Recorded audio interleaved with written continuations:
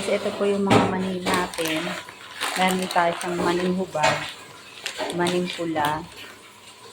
Ayan. Ganito po kalaki yung 5 dirham. Ayan. Ha?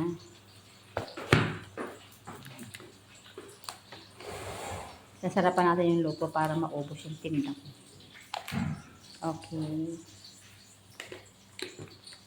Tuwing Monday lang po ito available. Tuwing Monday.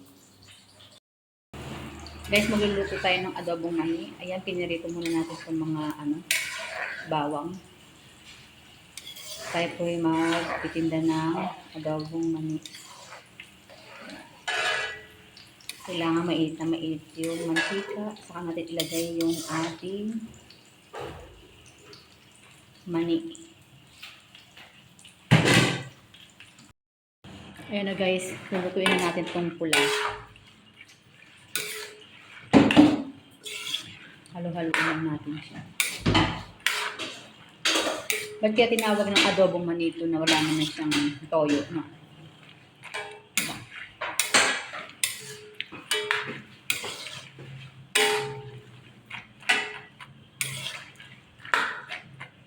Ayan.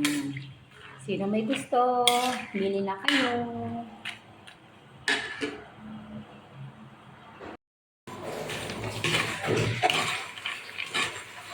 Ito na guys, naluto na natin. Lagyan natin siya ng asin. Halo-haloin lang natin siya.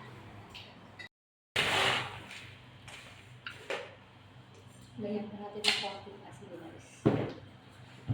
Tapos lagyan na natin ito yung sili at bawang.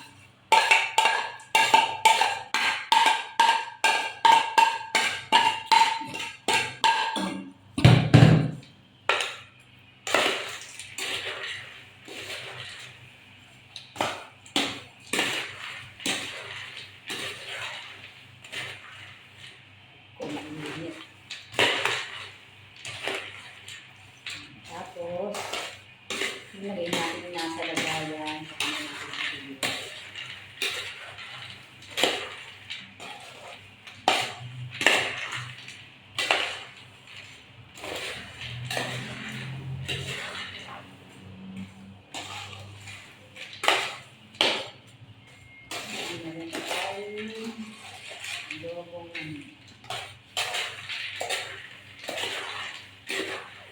Okay guys.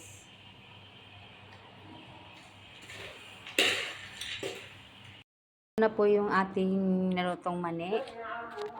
Ayan, ititinda na po natin siya. Ito po nilagay ko siya sa isang plastic, pero parehas lang din po yan. Kasi naubusan lang ako ng lalagyan. Medyo mahal ang lalagyan, hindi siya sumakto, kaya i-plastic ko na lang.